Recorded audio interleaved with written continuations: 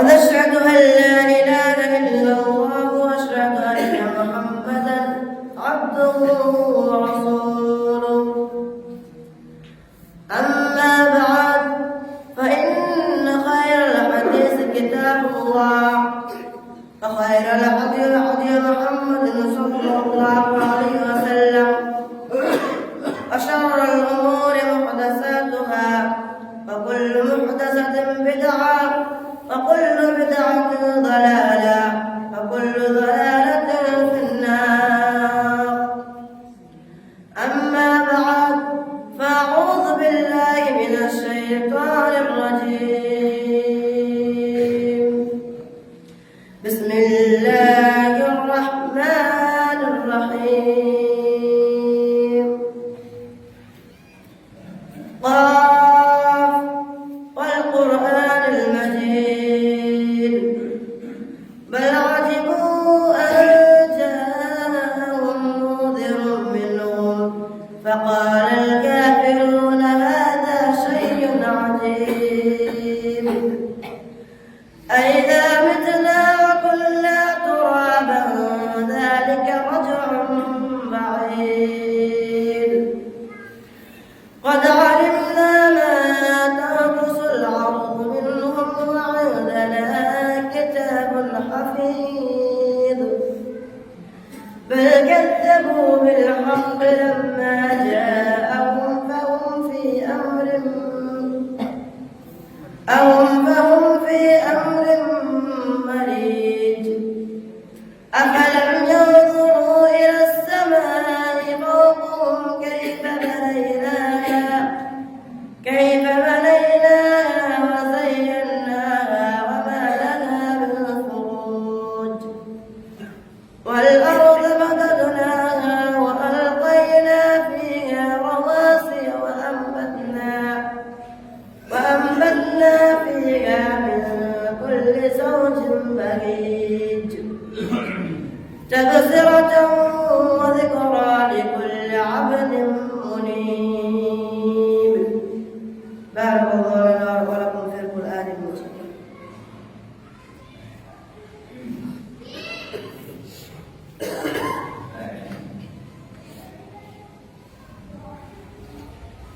إن الحمد لله نحمده ونستعينه ونستغفره ونعوذ بالله من شرور أنفسنا ومن سيئات أعمالنا من يهده الله فلا مضل له ومن يضلله فلا هادي له ونشهد أن لا إله إلا الله وأشهد أن محمدا عبده ورسوله.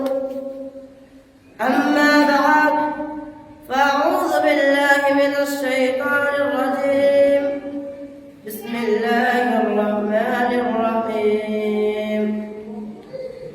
يا أيها الذين آمنوا اتقوا الله حق تقاته ولا تموتن إلا وأنتم مسلمون. يا أيها الناس اتقوا ربكم الذي خلقكم من نفس واحدة وخلق منها زوجها وبث منهما رجالا كثيرا ونساء واتقوا الله الذي تساءلون به الأرحام إن الله كان عليكم رقيبا.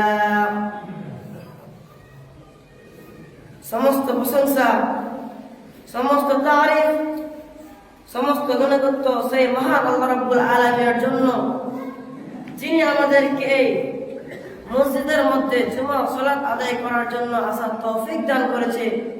তাই সকলে তিলাওয়াত করবেন আলহামদুলিল্লাহ। তারপরে পরে আমার নবী সারা বিশ্বের নবী আখির নবী জনাব রাসূলুল্লাহ সাল্লাল্লাহু আলাইহি ওয়াসাল্লামের উপর হাজার হাজার দরুদ ও সালাম বর্ষিত হোক। আল্লাহুম্মা সাল্লি আলাইহি আল্লাহুম্মা বারিক আলাইহি। ব্রাদার ইসলাম, আমার বক্তব্যের বিষয়, আমি যে কথা নিয়ে আপনাদের সামনে এসেছি সেটি হচ্ছে পিতামাতার অবাধ্যতা। মানুষের কাছ থেকে উত্তম আচরণ পাওয়া সবচেয়ে বড় হকদার হচ্ছে তার পিতামাতা। পৃথিবীতে তাদের মতো এত সুরক্ষা ও ভালোবাসা কেউ রাখে না। আল্লাহ তাআলা শিরকের পরে পরেই পিতামাতার সাথে সৎ ব্যবহারের নির্দেশ দিয়েছেন এবং এইসব কাজে যারা অমনোযোগী দেয়, যারা এইসব কাজ করে না তাদেরকে ক্ষতিগ্রস্ত বলা হয়েছে। আল্লাহ তাআলা পিতামাতা সম্পর্কে কোরআনের মধ্যে বলছেন, وَقَضَى رَبُّكَ أَلَّا تَعْبُدُوا إِلَّا إِيَّاهُ وَبِالْوَالِدَيْنِ إِحْسَانًا إِمَّا يَبْلُغَنَّ عِندَكَ الْكِبَرَ أَحَدُهُمَا أَوْ كِلَاهُمَا فَلَا تَقُل لَّهُمَا أُفٍّ وَلَا تَنْهَرْهُمَا وَقُل لَّهُمَا قَوْلًا كَرِيمًا। হে আমার প্রতিপালক, আপনার পালনকর্তার নির্দেশ দিয়েছেন যে একময় আল্লাহর ইবাদত করো, তারপরে পরে পিতামাতার সাথে সৎ ব্যবহার করো এবং তোমার পিতামাতার সাথে উচ্চ সহকারে কথা বলো না, বরং মর্যাদা সহকারে কথা বলো। ব্রাদার ইসলাম, এই আয়াতের মধ্যে, এই যে কোরআনের একটি আয়াত, এই আয়াতের মধ্যে আল্লাহ তাআলা আমাদেরকে এই শিক্ষা দিয়েছেন যে একময় আল্লাহর ইবাদত করো। এইটা হচ্ছে যে শুধুমাত্র আল্লাহকে ইবাদত করতে হবে, আল্লাহর ইবাদত করতে হবে, আল্লাহকে বিশ্বাস করতে হবে। তারপরে বলেছে যে তোমার পিতামাতার সাথে সৎ ব্যবহার করো। তোমার পিতামাতার সাথে সৎ ব্যবহার করতে বলেছে। তোমার যে মা কত কষ্ট করে তোমাকে জন্ম ধারণ করেছে, তার সাথে তোমাকে সুন্দরভাবে সৎ আচরণ করতে বলেছে। আল্লাহ তাআলা আরো বলেছেন যে তোমার পিতামাতার সাথে উচ্চ সহকারে কথা বলো না, মানে তুমি গরম দেখে তোমার মায়ের সাথে তোমার পিতার সাথে কথা বলবে না, এটাই হচ্ছে খারাপ। এবং আল্লাহ তাআলাকে বলেছেন তোমার পিতামাতার সাথে মর্যাদা সহকারে কথা বলো, তোমার পিতামাতার সাথে নরম আওয়াজে কথা বলো, কারণ তাদের পায়ের তলে রয়েছে জাহান্নাম এবং তাদের পায়ের তলে রয়েছে জান্নাত। আল্লাহ তাআলা শুধু এটাই বলেনি, আল্লাহ তাআলা আরো বলেছেন যে আকুর রব্বি রহমহুমা কামা রাব্বায়ানি সগীরা, যে হে আল্লাহ আমার পিতামাতাকে তুমি তোমার রহমত দান করো, হে আল্লাহ আমার পিতামাতাকে জান্নাতবাসী করো, হে আল্লাহ আমার পিতামাতা যেরকম ভাবে আমাকে ছোটবেলায় লালন পালন করেছে, হে আল্লাহ তুমি এই বয়সে তাদেরকে লালন পালন করো। ব্রাদার ইসলাম, এই আয়াত দ্বারা আল্লাহ তাআলা প্রমাণ করছেন যে আমরা পিতামাতার জন্য এই দোয়া করব, হে আল্লাহ আমার পিতামাতাকে শান্তি দাও, হে আল্লাহ পিতামাতাকে জান্নাতবাসী করো। আমরা যে সন্তান, আমরা সন্তান হয়ে পিতামাতার জন্য এই দোয়া করব, কিন্তু আমরা সন্তান হয়ে পিতামাতার জন্য এই দোয়া করি না। আমরা সন্তান হয়ে মায়ের খেয়ালটা রাখি না। যে মা কষ্টের পর কষ্ট করে, যে মা দিনকে দিন করেনি, রাতকে রাত করেনি, সেই মায়ের জন্য তোমার কি ভয়ে দিলটা একটু দিলটার মধ্যে কষ্ট হয় না? যে মা কষ্ট করে থাকে। তুমি মায়ের পেছনে ঘুরো না, তুমি টাকার পেছনে ঘুরো, তুমি ছেলে মেয়ের পেছনে ঘুরো, তুমি স্ত্রীর পেছনে ঘুরো, তুমি এখন শুধু পৃথিবীটাকে নিয়ে বেঁচে আছো। কিন্তু যে মা কষ্ট করে একটা স্বপ্ন দেখছিল যে আমার ছেলে বড় হবে, তখন আমাকে অনেক সুখে রাখবে, সে মায়ের স্বপ্নকে তুমি পূরণ করতে পারো না। যুবক রে, পিতামাতা কি জিনিস? যেই দিন পিতামাতা হারিয়ে যাবে, যেই দিন এই বুক থেকে পিতামাতা চলে যাবে, সেই দিন বুকটা চুরমার হয়ে যাবে, সেই দিন কষ্ট লাগবে।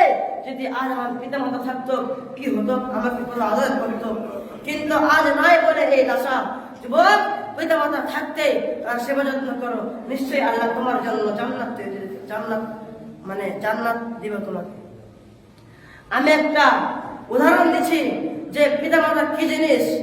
এক যুবক বিদেশে থাকাকালীন তার স্ত্রীকে ফোন দিয়েছে, স্ত্রীর কয়েছে, আমার স্ত্রী আমি আর কদিন পর বাড়ি যাব, তোমার জন্য আমি কি নিয়ে যাবো কও, তোমার জন্য কি কি লাগবে কও, আমি তোমার জন্য সব নিয়ে যাব।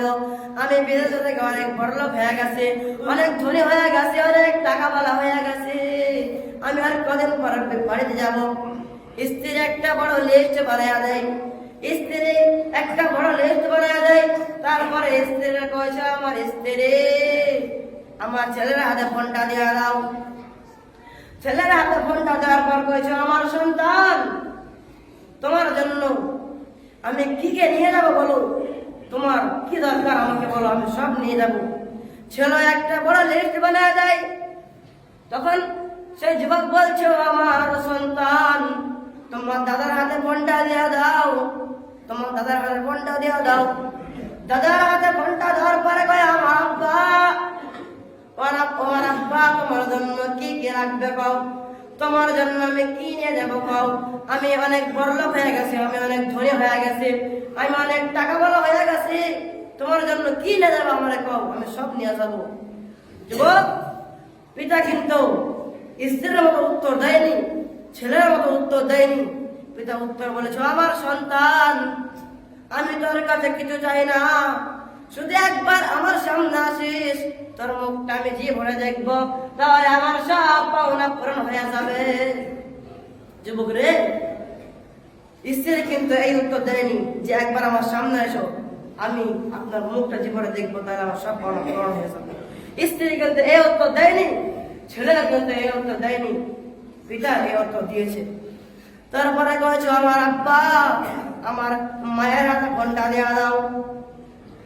মায়ের হাতে ফোনটা দেওয়ার পর বলছো, আমার মা, তোমার জন্য আমি কি নিয়ে যাবো আমারে কও, তোমার কি কি দরকার, তোমার কি লাগবে আমারে কও, আমি সব নিয়ে যাব। আমি অনেক ধনী হয়ে গেছি, আমি অনেক বড় লোক হয়ে গেছি, আমি অনেক টাকাওয়ালা হয়ে গেছি, তোমার জন্য কি লাগবে আমার কও, আমি সব নিয়ে যাব। মা বলছে, ও আমার সন্তান, আমার কিছু চাই না, আমার সুন্দর পোশাক চাই না, আমার সুন্দর জিনিস চাই না, তুই শুধু একবার দরজার সামনে এসে আমার মা বলে ডাকিস, তাহলে আমার সব পাওনা পূরণ হয়ে যাবে। আমার কিচ্ছু দরকার নাই, শুধু একবার তোকে দেখতে পেলেই হলো। কতদিন তোর মুখটা দেখিনি, ভিডিও করে দেখেছি, ভালো লাগে নাই, তোরে চোখের সামনে দেখবো, আমি সব পাওনা পূরণ হয়ে যাবে। ওরে যুবক, মা যে কি জিনিস, মা যে একটা এত বড় মূল্যবান জিনিস, যেদিন এই পৃথিবী ছেড়ে, যেদিন এই রঙলে পৃথিবী ছেড়ে চলে যাবে তোমার পিতা মাতা, সেই দিন আফসোস হবে। সেই দিন কি করবে তুমি, সেই দিন তোমাকে ছেড়ে চলে যাবে।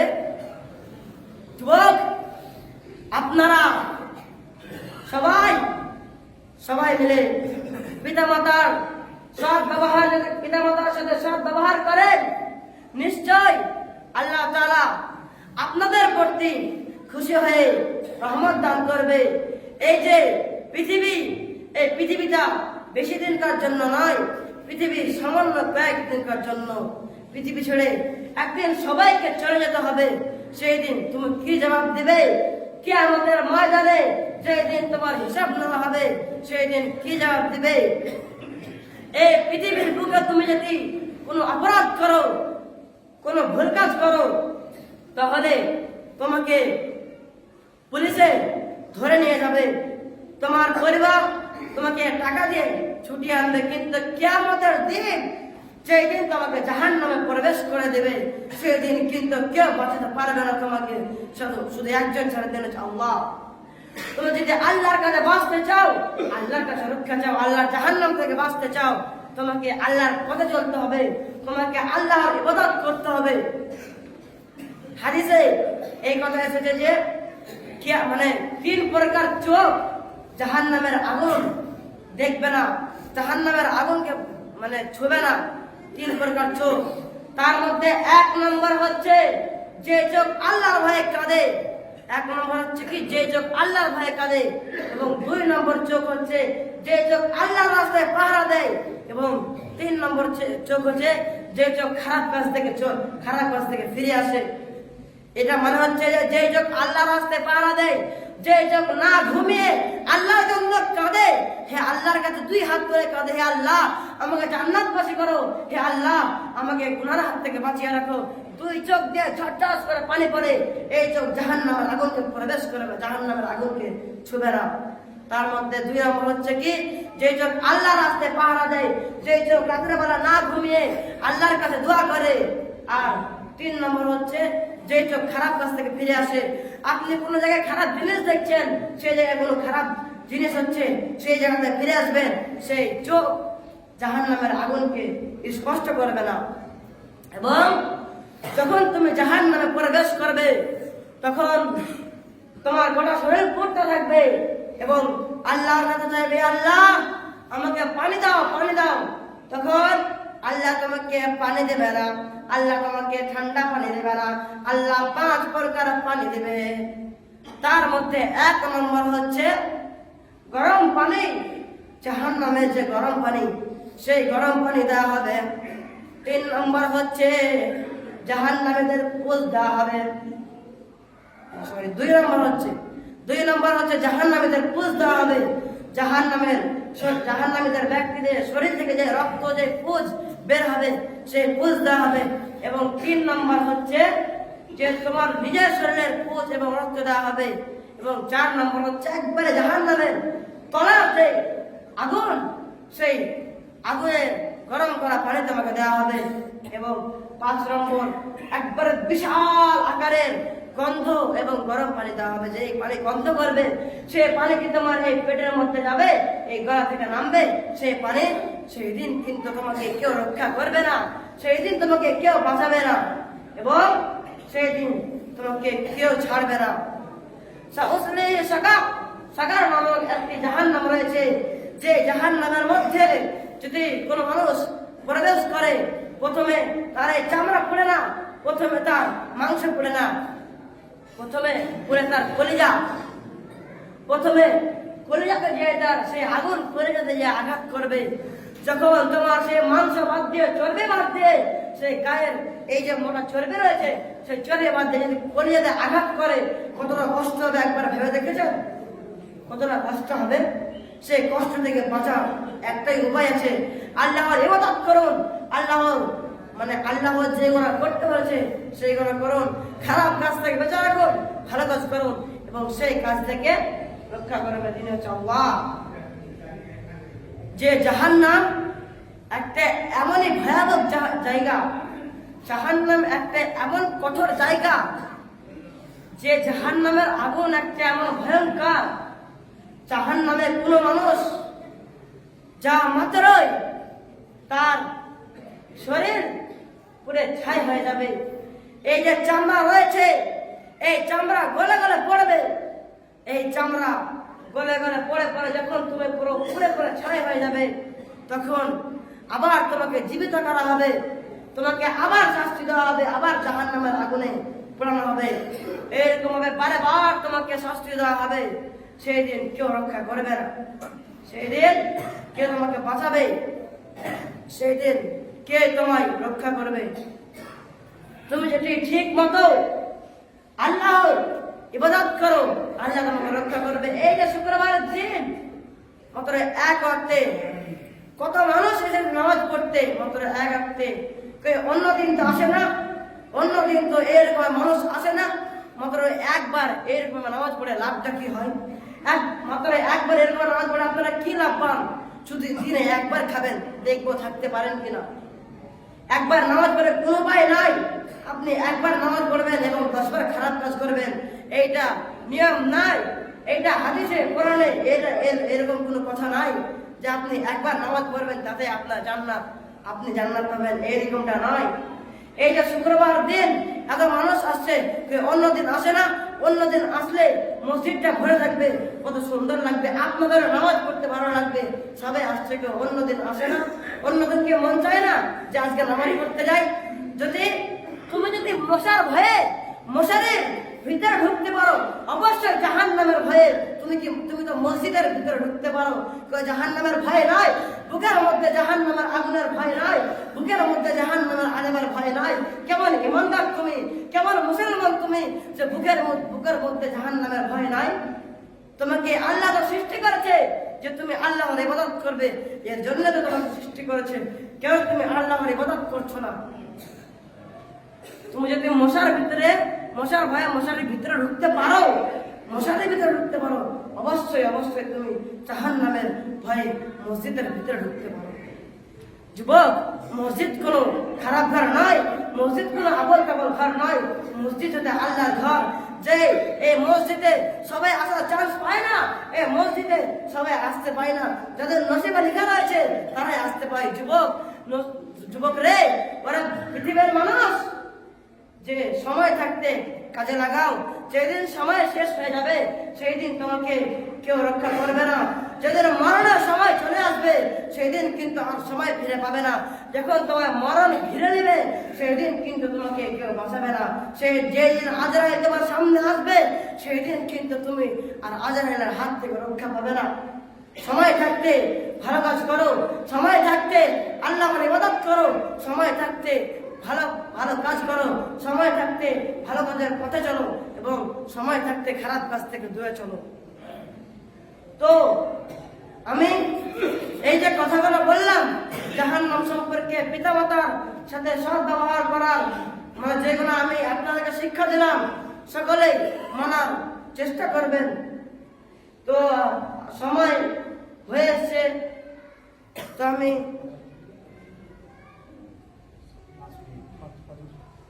এখনো 5 মিনিট আছে। তো আপনাদের কাছে আমরা আরো কিছু কথা বলছি, টাইম পেয়েছি।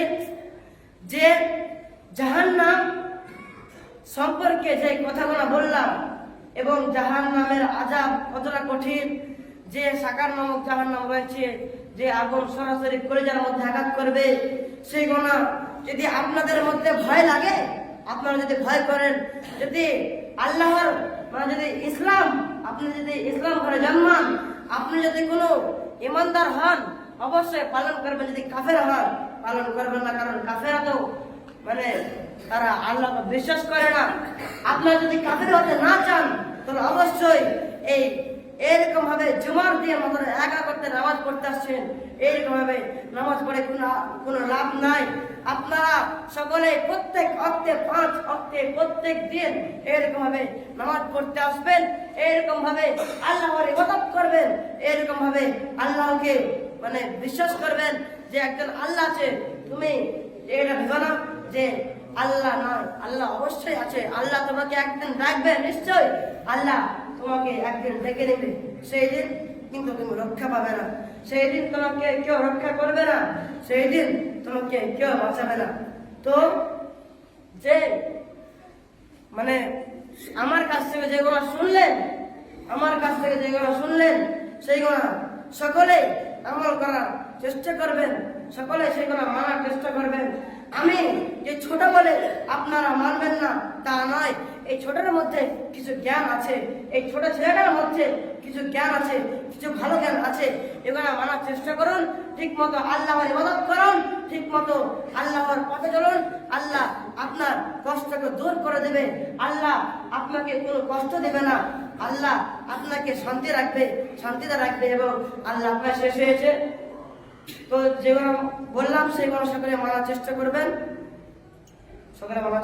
আমি এই বলছি আমা আলাইনা ইল্লাল বালাগ ইন্নাল হামদুলিল্লাহি নাহমাদুহু ওয়া নুসাল্লি আলা রাসূলিল কারীম আম্মা বা'দ ফাআউযু বিল্লাহি মিনাশ শাইতানির রাজীম বিসমিল্লাহির রাহমানির রাহিম ইয়া আইয়ুহাল্লাযীনা আমানু ইযা নুদিয়া লিস-সালাতি মিন ইয়াউমিল জুমআতি ফাসআউ ইলা যিকরিল্লাহি ওয়া যারুল বাই' ذلكم خير لكم إن كنتم تعملون اللهم صل على محمد وعلى آل محمد كما صليت على إبراهيم وعلى آل إبراهيم إنك حميد مجيد اللهم بارك على محمد وعلى آل محمد كما باركت على إبراهيم وعلى آل إبراهيم إنك حميد مجيد الحمد لله رب العالمين.